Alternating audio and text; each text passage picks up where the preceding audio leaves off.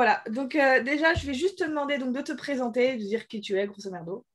Bonjour, du coup, je m'appelle Mathilde Trincon et j'ai 21 ans. Je suis étudiante en master de psychologie du travail à Tours. Et à côté, du coup, j'écris et j'ai eu la chance d'être publiée chez Sudaren Édition. Tu as commencé sur Wattpad.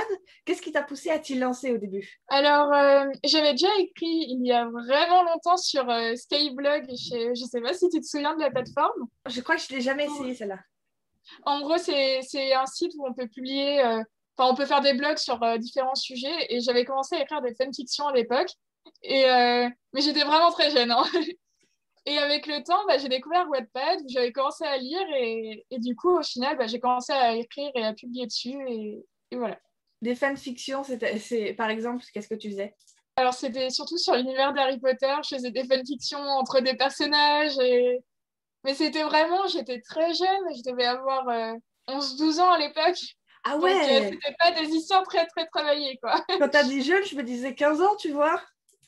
Mais Non, mais ouais. j'aimais bien écrire, mais après, c'était pas vraiment très, très poussé. Enfin, comme la création d'un univers et tout. Là, c'était vraiment la reprise des personnages et je m'amusais avec ce que j'avais en tête, quoi. D'accord.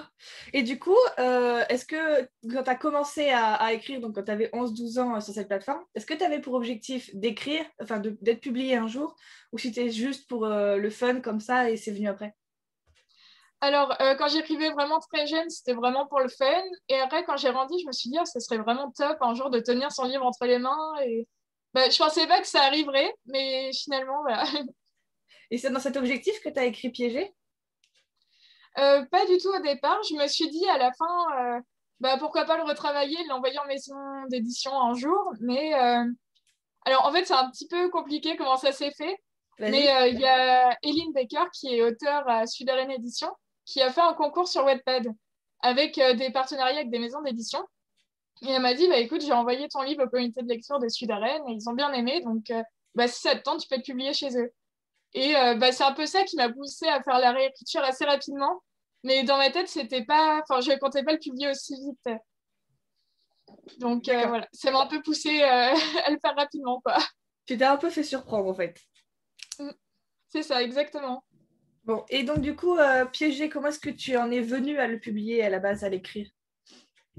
Alors, à la base, c'est assez curieux, mais ça m'est venu d'un rêve que j'avais fait.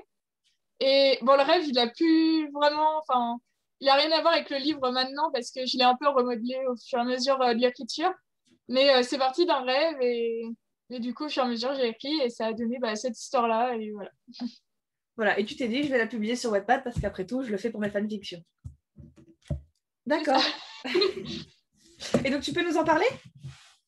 Bah oui, alors du coup, je l'avais juste ici. Et alors, Piégé, c'est l'histoire de Neyla, qui est l'héritière du trône de Malundis. Donc, c'est son royaume. Et en fin de compte, au début de l'histoire, elle se retrouve envahie par le royaume voisin qui vient et qui exécute ses parents. Et du coup, elle se retrouve contrainte de fuir avec le conseiller de sa famille, qui s'appelle Robin. Et tout au long de l'histoire, elle va essayer de reconquérir son royaume et essayer de retrouver son trône. Mais ça va être un petit peu compliqué parce que elle doit agir comme si elle était vraiment personne, comme si c'était une personne du peuple pour pas, enfin, griller sa couverture en quelque sorte. Sauf que ça reste quand même une princesse à la base et que du coup ça va être un petit peu compliqué, qu'elle va devoir apprendre à s'entraîner, à combattre. Enfin, ouais. Et donc, du coup, comment ça s'est passé ton travail avec Sudaren depuis qu'ils t'ont contacté jusqu'à ce que tu le publies, la com, tout ça? Alors, comme je disais tout à l'heure, à la base, c'est passé par Eline. Et j'ai fini par appeler David Martin, notre éditeur, au téléphone.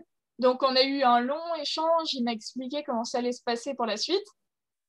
Et du coup, au fur et à mesure, j'ai eu les retours de la correctrice. J'ai travaillé la couverture en parallèle avec Eileen Baker, parce que c'est elle qui me l'a faite aussi. Et du coup, je crois que le processus, il a pris à peu près 6 mois. Et en décembre 2019, du coup, je l'ai reçu chez moi à la maison. Et voilà. Et l'aventure a commencé. Tu étais contente d'avoir osé te lancer là-dedans? Oui, vraiment, je suis vraiment contente. À la base, c'était vraiment une surprise. Et, euh, et c'était vraiment chouette de découvrir toute l'équipe de Sudaren, des auteurs, l'éditeur.